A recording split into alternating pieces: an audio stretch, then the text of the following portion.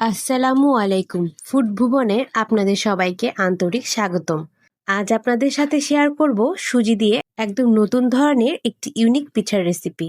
সকালের নাস্তা হোক বা বিকেলের চায়ের আড্ডায় এই পিঠাটি হবে একদম পারফেক্ট। সবচেয়ে মজার বিষয় হলো এটি তৈরি করতে লাগবে না কোনো চালের আটা বা ময়দা। খুব অল্প কিছু উপকরণেই তৈরি হবে নরম তুলতুলে আর দারুণ সুস্বাদু এই পিঠা। তাই রেসিপি মিস না করে ভিডিওটি শেষ পর্যন্ত দেখুন। এজন্য শুরুতে একটি মিক্সিং বোলে আমি মেজারমেন্ট কাপের 1 কাপ পরিমাণ সুজি নিয়েছি। এখানে আমি চিকন দানার সুজি ব্যবহার করেছি আর সুজিটাকে আমি কোনোভাবে ভেজে নিইনি। এখন এর মধ্যে আমি দিয়ে দিচ্ছি 1/2 কাপ পরিমাণ তরল দুধ। এখন এই দুধের সাথে সুজিটাকে একটু ভালো করে মিশিয়ে নিচ্ছি। মিশিয়ে নেওয়া হয়ে গেলে এ পর্যায়ে এখানে আমি আগে থেকে জাল করে নেওয়া 1/2 কাপ পরিমাণ লিকুইড গুড় দিয়ে দিচ্ছি। এই গুড়টা কিন্তু একেবারে ঠান্ডা নয়, মোটামুটি গরম রয়েছে। অবশ্যই এটা একটু গরম অবস্থাতেই দিয়ে দেবেন। এখন সবকিছুকে একত্রে ভালো করে মিশিয়ে নিচ্ছি। এখানে আমি 1/2 কাপ খেজুরের গুড়ের সাথে 1/2 কাপ পরিমাণ পানি মিশিয়ে একটু জাল করে নিয়েছি। এটাকে কিন্তু খুব ভালো করে মিশিয়ে নিতে হবে। খুব ভালো করে মিশিয়ে নিলে দেখবেন সুজিটা অনেকটা ফ্লাফি হয়ে আসবে। মিশানো হয়ে গেলে এখন ঢাকনা দিয়ে ঢেকে এটাকে রেস্টে রেখে দেব 10 মিনিটের জন্য। চলে এলাম 10 মিনিট পর।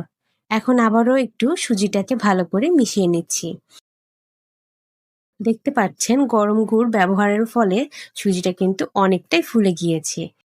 এই পিঠাটা আপনারা একবার হলেও বাসায় ট্রাই করে দেখতে পারেন। খেতে কিন্তু অসম্ভব মজার হবে আর বারবার বানাতে ইচ্ছা করবে। এ পর্যায়ে এখানে আমি দিয়ে দিচ্ছি 1/2 কাপের মতো কোরানো নারকেল। অবশ্যই এখানে নারকেলটা দেওয়ার চেষ্টা করবেন। এ পর্যায়ে দিয়ে দিচ্ছি সামান্য একটু লবণ। যারা মিষ্টি খাবারে লবণ পছন্দ করেন তারা কিন্তু এই লবণটি এখানে ব্যবহার করবেন। আর যারা পছন্দ করেন না সেক্ষেত্রে এখানে লবণটা স্কিপ করে যাবেন। তারপরে এখানে দিয়ে দিচ্ছি এলাচের গুঁড়া। এতে করে কিন্তু পিঠাটা থেকে সুন্দর একটি ফ্লেভার আসবে। তারপরে এখানে দিয়ে দিচ্ছি 1 টেবিল চামচের মতো কাঠবাদাম কুচি। এটা অপশনাল, আপনারা চাইলে এখানে চীনাবাদামও ব্যবহার করতে পারেন। এখন সমস্ত কিছুকে একত্রে ভালো করে মিশিয়ে নিচ্ছি।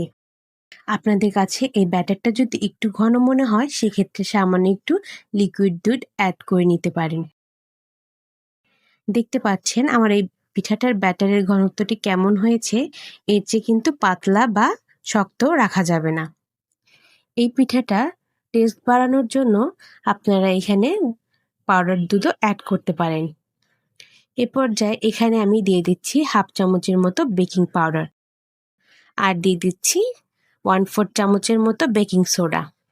আপনাদের হাতের কাছে যদি বেকিং পাউডার বা বেকিং সোডা কিছুই না থাকে সেক্ষেত্রে আপনারা এখানে ইনো ব্যবহার করতে পারেন। অবশ্যই এখানে পুরো 1 প্যাকেট ইনো দিয়ে দিতে হবে। পিঠাটা তৈরি করার জন্য আমাদের ব্যাটারটি পুরোপুরি প্রস্তুত। এটাকে এখন একটি পাশে রেখে দিচ্ছি। এদিকে পিঠাগুলো তৈরি করার জন্য এখানে আমি কাপকেকের মোল্ড নিয়েছি। আপনাদের কাছে যদি এই মোল্ড না থাকে সেক্ষেত্রে আপনারা স্টিলের বাটি বা কাপও ব্যবহার করতে পারেন।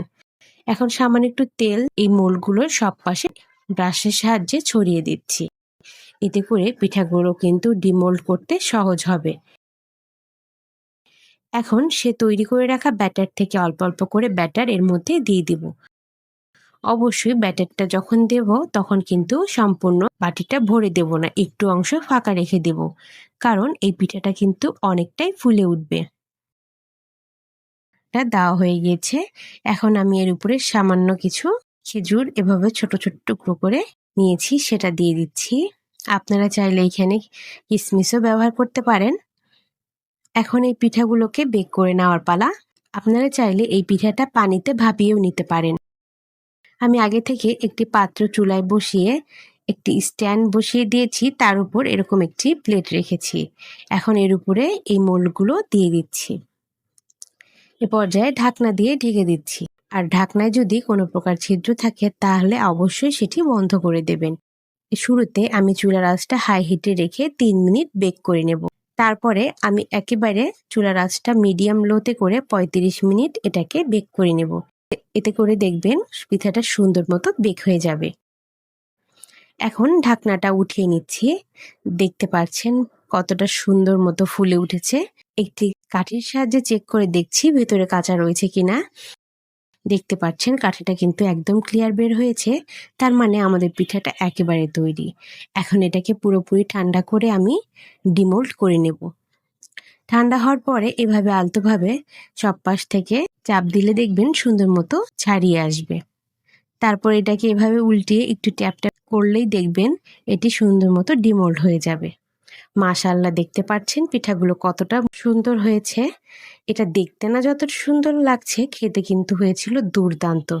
এই সুজি, নারকেল, বাদাম উপাদানের কম্বিনেশনে পিঠাটা যখন বেক করা হয়েছিল পুরো ঘরটা কিন্তু সুঘ্রাণে মোমো করছিল। আপনারা বাসায় একবার হলেও ট্রাই করে দেখতে পারেন। এখন এখান থেকে একটি আপনাদের ভেঙে দেখাচ্ছি। দেখতে পাচ্ছেন ভেতরটা কতটা সুন্দর হয়েছে, কোনো রকম কাঁচা বা শক্ত নেই। যদি আপনাদের রেসিপিটি এতটুকু ভালো লেগে থাকে তাহলে প্লিজ একটি লাইক দিয়ে বন্ধুদের সাথে শেয়ার করবেন। আর এরকম মজাদার ও সহজ সহজ রেসিপি পেতে আমার চ্যানেলের পাশেই থেকে যাবেন। আবারও দেখা হবে নতুন ও মজাদার রেসিপি নিয়ে। সবাই ভালো থাকবেন। আল্লাহ হাফেজ।